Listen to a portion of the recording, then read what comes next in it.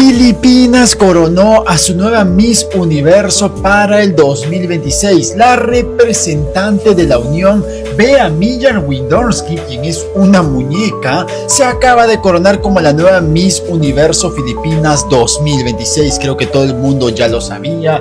Todo el público seguidor de los certámenes de belleza estábamos claros en que esta niña se iba a coronar. Y así fue. Sin fallas, sin errores.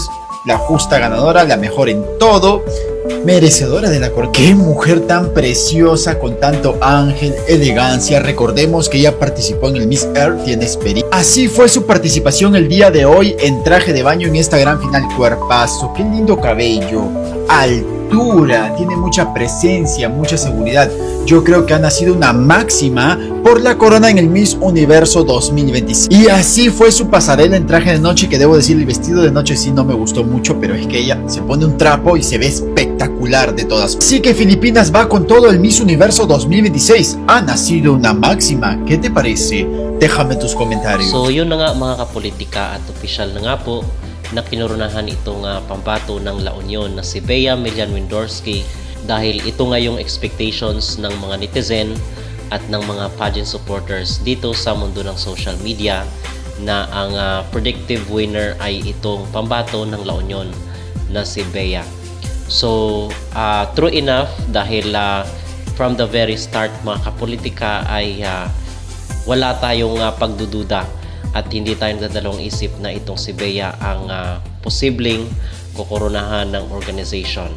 So tayo yung isa sa mga nag-claim noon na kung saan ay si Bea ang pinakamalakas na delegate dito sa MUPH.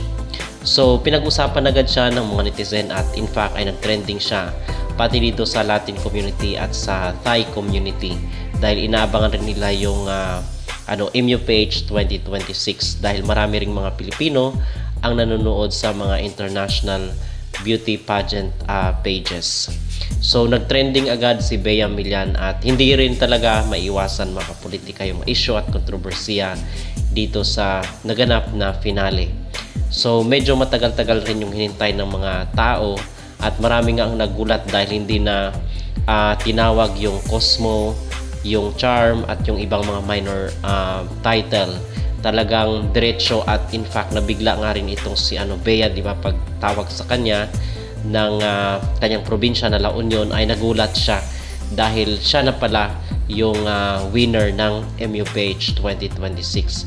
So medyo kakaiba ngayon, although hindi talaga maiwasan rin yung reklamo sa mga sa mga production, sa even yung mga sound, yung mga effects, yung mga lightings nila, may mga reklamo. Pero overall para sa akin is maganda yung production mga kapolitika, at yung ginawa ng MUPH. Although merong mga technical issues na minor, pero overall para sa akin is maganda itong MUPH 2026, especially yung kanilang background mga kapolitika na parang palasyo.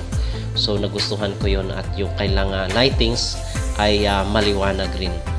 At doon lang sana sa host, sana ay male host na lang yung kinuha nila.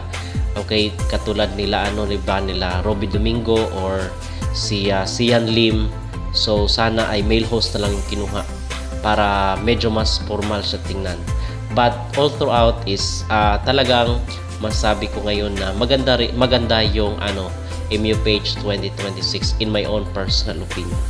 So yun yung pinaka-latest ngayon, at ang sabi nila ay itong Q&A, kasi as I observed din doon sa nila sa question and answer portion, ay masabi ko na merong mas lumamang rin talaga doon sa Q&A kung pag-uusapan. Pero itong Q&A kasi is 20% lang daw di umano doon sa sa criteria nila sa scoring. So mas lamang pa rin yung overall performance. Sa Q&A ay nagustuhan ko yung pagsagot ni Taguig at yung kay Cebu City. So maganda yung kailang naging sagot. Pero kasi ang talagang gusto ng pageant community internationally ay si Bea. Kung kaya pinagbigyan yung hilig mga kapolitika ng mga pageant supporters. So yun yung ating pinaka-latest ngayon, at nagbabasa-basa tayo dito sa social media, ay suportado naman siya ng ating mga netizen. Ano po ang inyong mag-reaction dito sa pagkawagi ni Bea Millan Widorsky, pagkapanalo niya sa Miss Universe Philippines 2026. Mag-comment down below at huwag kalimutang mag-like at mag-subscribe na rin kayo para updated kayo sa ating mga latest issue.